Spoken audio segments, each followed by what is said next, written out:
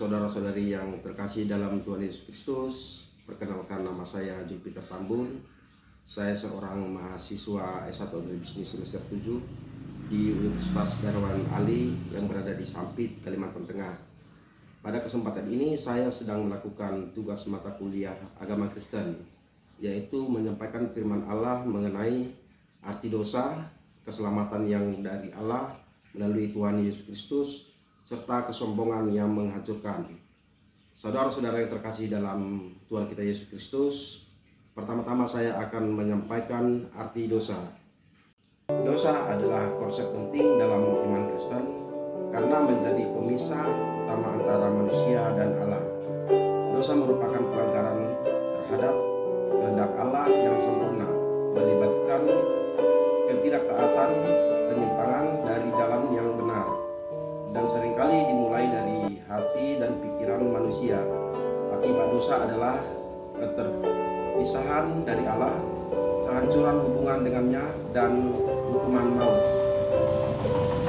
Alkitab mengajarkan bahwa dosa adalah pelanggaran hukum Allah yang tertulis dalam 1 Yohanes 3 ayat 4, ketidaktaatan kepada Tuhan yang tertulis dalam Roma 5 ayat 19, dan penyimpangan dari jalan yang benar yang tertulis dalam Yesaya 53 ayat 6.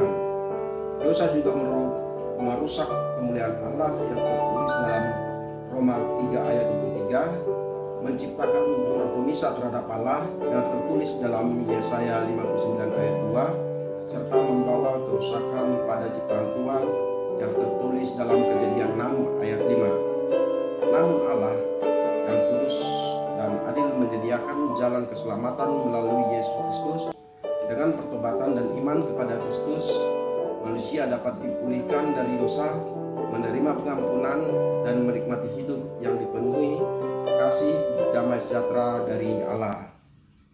Yang kedua, saya akan menjelaskan mengenai keselamatan yang dari Allah melalui Tuhan Yesus Kristus berdasarkan Alkitab. Saudara-saudara yang terkasih dalam Tuhan kita Yesus Kristus, keselamatan adalah inti pesan Alkitab yang merupakan anugerah dari Allah untuk membebaskan manusia dari dosa dan hukuman, serta memberikan hidup kekal melalui Yesus Kristus. Keselamatan tidak bisa diperoleh melalui usaha manusia, melainkan hanya melalui iman kepada Yesus yang mati di salib untuk menebus dosa manusia dan bangkit untuk memberikan jaminan kehidupan kekal.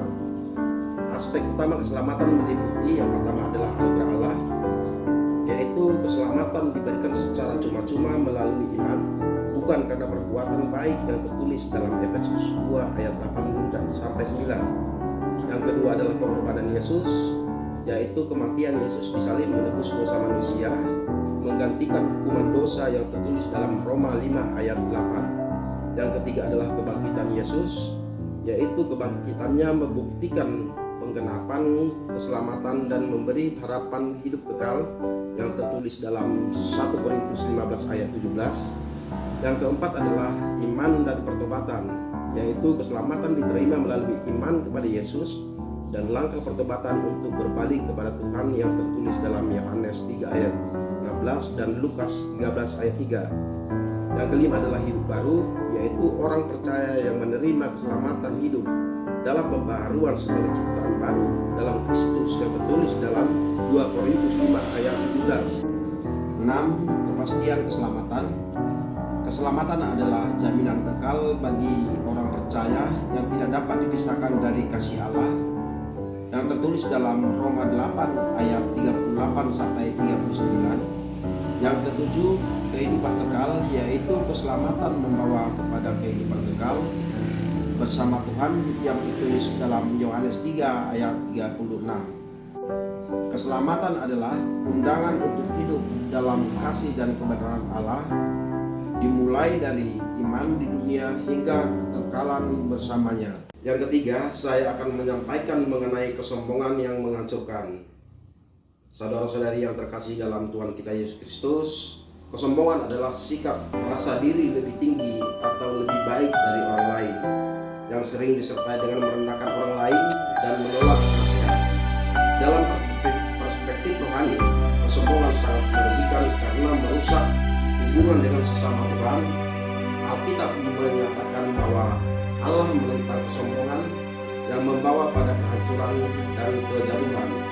Ayat-ayat Alkitab tentang kesombongan yaitu 1. Amsal 16 ayat 8, kesombongan mendahului kehancuran.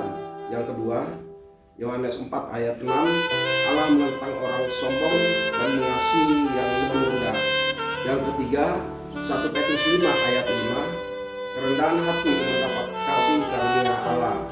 Yang keempat, Yesaya 2 ayat 11 sampai 12, Tuhan akan merendahkan semua kesombongan manusia. Yang kelima, Lukas 18 ayat 14, kerendahan hati membawa pada pembenaran di hadapan Tuhan.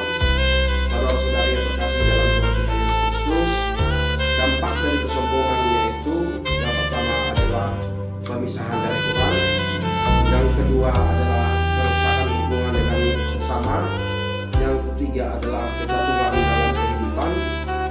Namun Alkitab memberikan solusi dan nasihat yaitu hindari kesombongan dengan hidup rendah hati, menghormati orang lain, dan mengakui bahwa segala sesuatu berasal dari Tuhan, yang tertulis dalam Filipi 2 ayat 3 dan 4. Ikuti teladan Yesus Kristus yang menunjukkan rendah hati dalam pelayanan.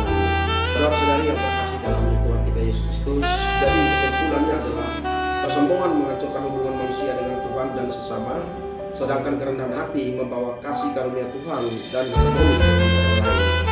Demikianlah penyampaian Tuhan semua saudara-saudari yang terkasih dalam Tuhan kita Yesus Kristus, terberkati dengan firman ini.